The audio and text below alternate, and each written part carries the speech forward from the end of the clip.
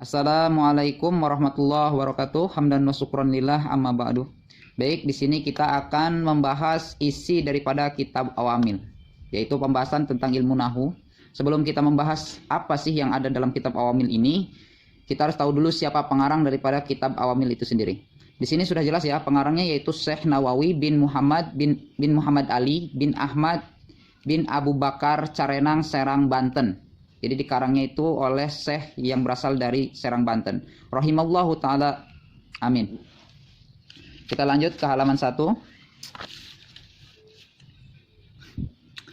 Sebelum saya menjelaskan isi daripada kitab Awamil ini, saya akan melogat menggunakan bahasa Jawa dulu. Karena di situ juga melogat bahasa Jawa itu termasuk salah satu budaya yang ada di Indonesia, cara untuk memahami kitab-kitab gundul di Indonesia.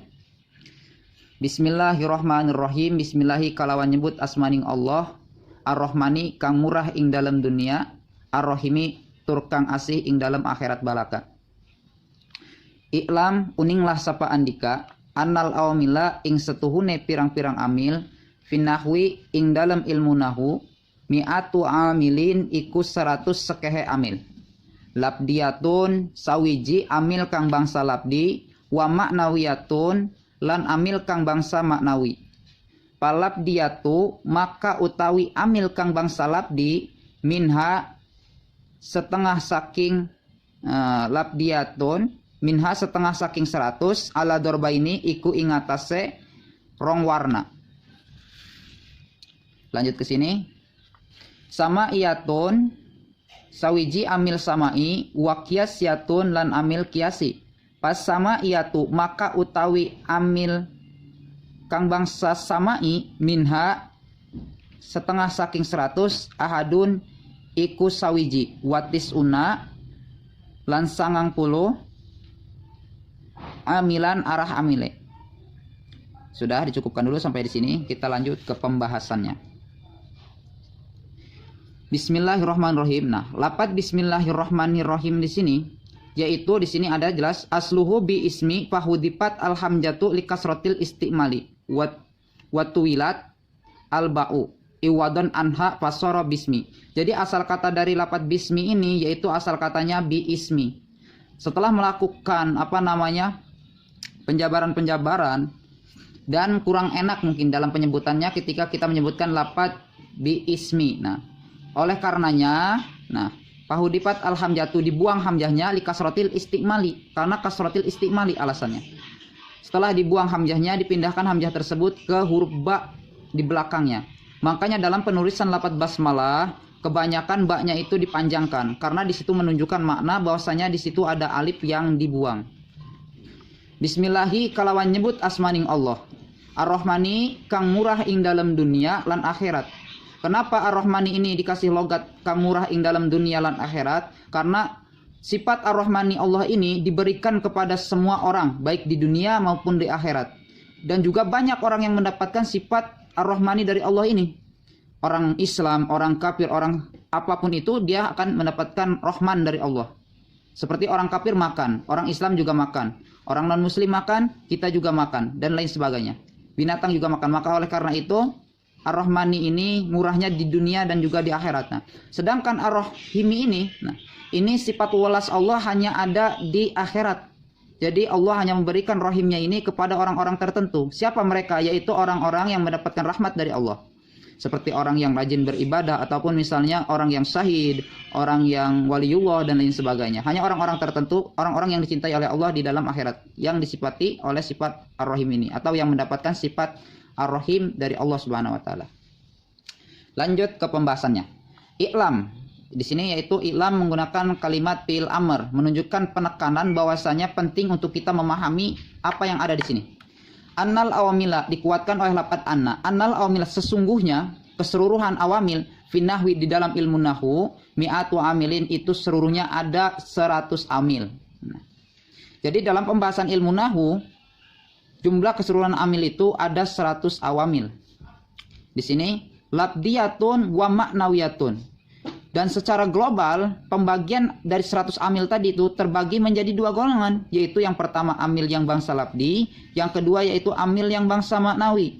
Palabdiyatu Dan amil yang bangsa labdi ini minha sebagian ya. Minnya ini maknanya litabai, litabid. Maksudnya itu litabid itu sebagian. Kalau setengah itu nispun dia menggunakannya. Tapi di sini sebagian. Tapi kalau untuk logat Jawanya biasanya setengah saking 100. Tapi tetap meskipun disebutkan kata setengah maknanya tetap sebagian. Ala dorbaini yaitu terbagi lagi menjadi 2 bagian. Di sini sudah jelas sama yatun wa qiyasyatun. Amil labdi yang ini, amil yang jenis labdi itu terbagi menjadi 2 lagi, yaitu amil samai dan juga amil kiasi katanya.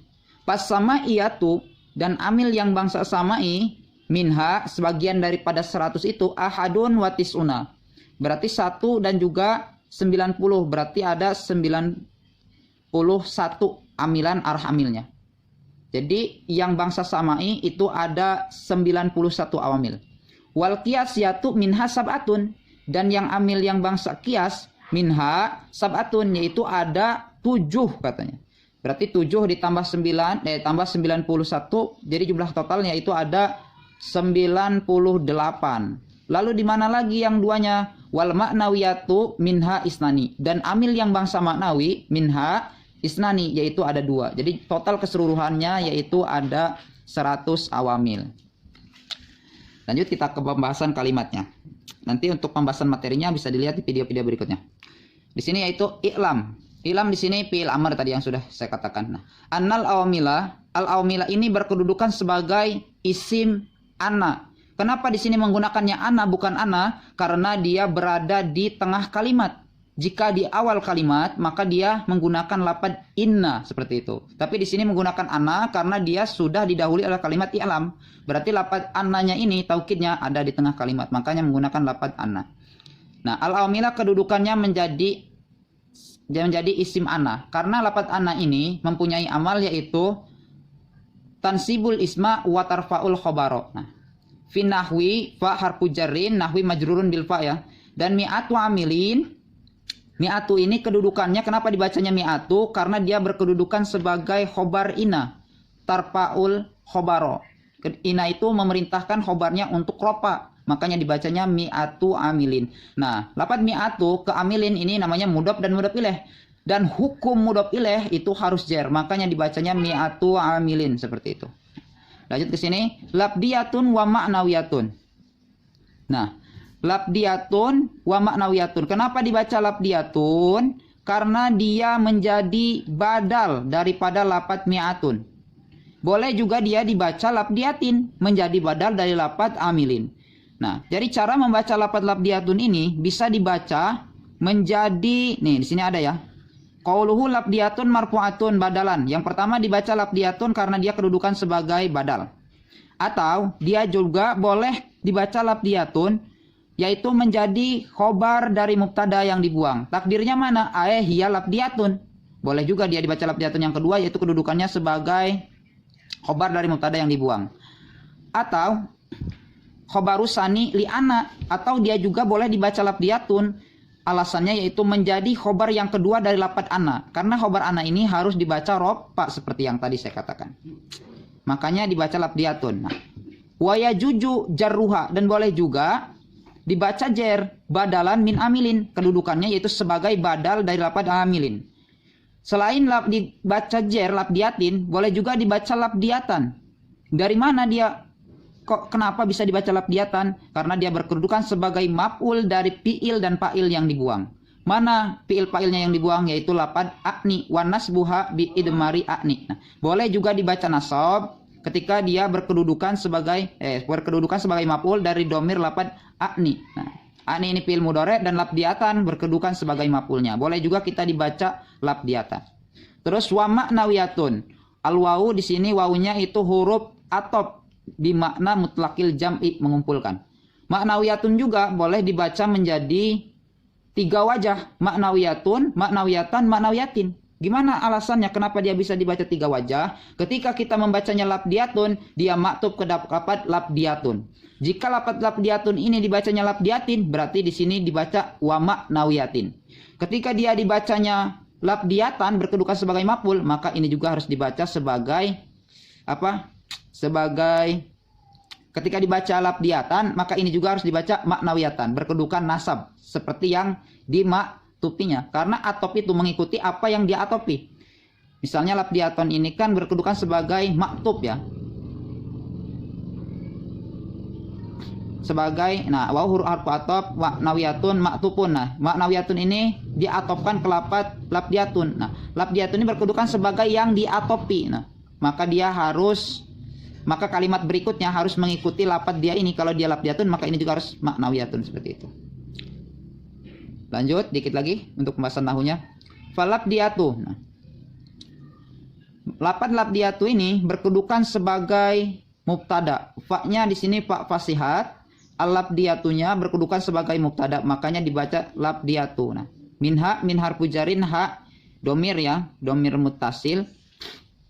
Ala harfu jarin, dorbaini majrurun bi ala. Nanti alamat jarnya apa di sini, yaitu ya. Kenapa alamat jarnya ya? Karena dia sebagai isim tasniah, menunjukkan makna dua.